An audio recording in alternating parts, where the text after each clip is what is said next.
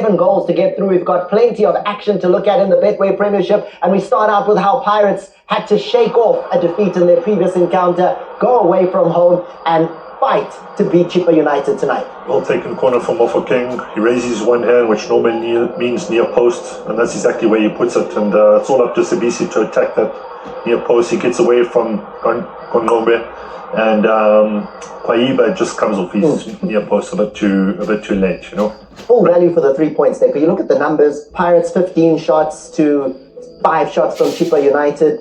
And when you look at the shots on target, 8 of them coming from Orlando Pirates. They dominated when it finishes 1-0, you feel, okay, that should have been the score. That should have been the result. That should have been the 3 points. Yeah, I mean, you were expected to see Orlando Pirates reacting to the previous result that they got against Gallants, and this is exactly the intention that you want to see as a coach. You want to go back and look at the numbers and say that my team played well, they reacted very well, they bounced back, and it's not a game that you can actually go back and look at today from a tactical point of view. It's just about the response. You get a better results, and then you look forward to other games because you wanted the team to bounce back, and these are perfect results that they got for Orlando Pirates, especially scoring at that time. On the clock, I think it was important. Now, speaking of bouncing back, do we call it a bounce back for Golden Arrows? Their previous encounter was a defeat by 2-0 to Skokuni or TS Galaxy, and then they opened the scoring in this one against the league leaders. Yet another set piece that Sundowns concede. Yeah. You know, they're making a habit of this, and but nevertheless, a great ball in from Trele at left back. He whips this in nicely, vicious dip, which deceives Labusa, but Phillips reads it well. What he does so well is he heads it into the ground, into the roof of the net. Then, despite the heroic defending, the penalty awarded here, it was almost inevitable that Sundowns would get something. Yeah, I mean, we know that Sundowns will find space and time to be able to create. As to then, how long was Golden Arrows going to, keep Sundowns at bay? I think that was the question. But then they got this penalty that was taken by Ribeiro just before the halftime. I think that was, and then that's when you're expecting Mamelodi Sundowns to continue in the second half. He just doesn't stop, Deco. He just does not stop scoring special goals. I mean, when you're in that form, you tend to believe that everything will go your way. You find yourself in the right spaces. Your confidence is so high.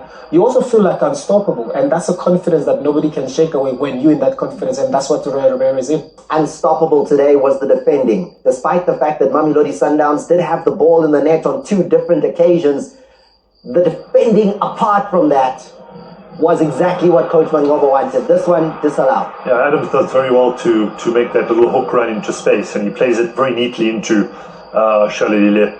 I think first time seeing this, I felt he just held him off, quite fairly, and he slots that away. But these days, any sort of contact is given quite easily. And then here's another one where Sundowns backheel Morena offside. Again, I mean, Costa. The confidence, the man, quite audacious. This little piece of skill here, chest it and then that little back heel, unbelievable. But also look at the linesman. So there was no offside that had been called by linesman. I think the ball was called for a foul. Morena's headed there, and that's where the mystery comes in for me. If it was an offside that has been called, okay, I understand. But because the ball was judged there from an offside, from a foul that Morena was maybe got involved in, so that is very surprising for me. Now, just to give you a sense of what was going on as far as the stats are concerned and the defensive effort that Golden Arrows put in today. 4 saves by their goalkeeper in Watenga, 26 clearances, 9 interceptions, 5 times they blocked Mamelodi Sundowns when a shot was headed towards goal. Matthew, for you as a former defender, those are the kind of stats that say, well done, defense. Yeah, I think Shitolo and Manciani also did very well to shield Watenga. Sundowns made a lot of attempts, but could only get 4 on target. So it didn't really work. Considering all the possession that they had, they didn't make Watenga work hard enough, I feel. What a shift from Arrows, and they've thrown the cat amongst the pigeons as far as the Betway Premiership is concerned. For those of you who are thinking the race is done, well, far from it. Still plenty football to be played in the Betway Premiership. Richards Bay go down early on here with Ohizu, his first goal of the season. And at that stage, you're thinking, well, with Skokuni in the form they're in, this game is over.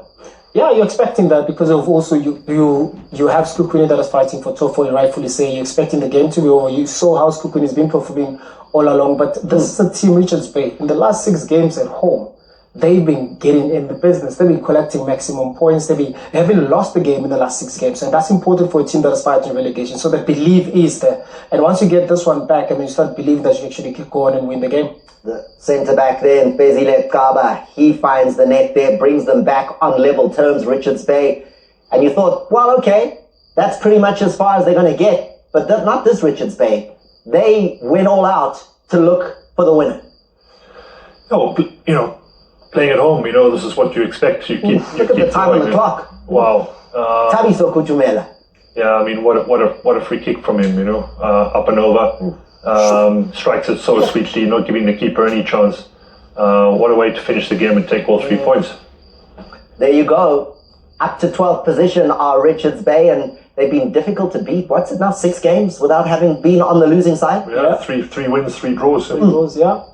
Then for Cape Town City, they were the hosts today as they took on TS Galaxy. They took the lead with Darwin Gonzalez on this occasion, the left winger, 3rd goal of the season. Yeah, I was able to, react very quickly there. The ball just fell nicely for him and he was able to punish there for him. But then again, you're unable to defend a set piece. I think that's been the common thread tonight. We're seeing teams conceding by a set piece, and that's exactly what happened again with Cape Town City. Both the goals coming first half there. Mbunjana getting onto the score sheet there, and the spoils are shared between the 2 sides. What else is happening? The football doesn't end there. The breathless action that we have for you on the World of Champions with Eagles flying in the stadium in Benfica there. Thank you, Matthew Booth. Again, I know you're looking forward to the Champions League as well. I'm a West Ham fan, so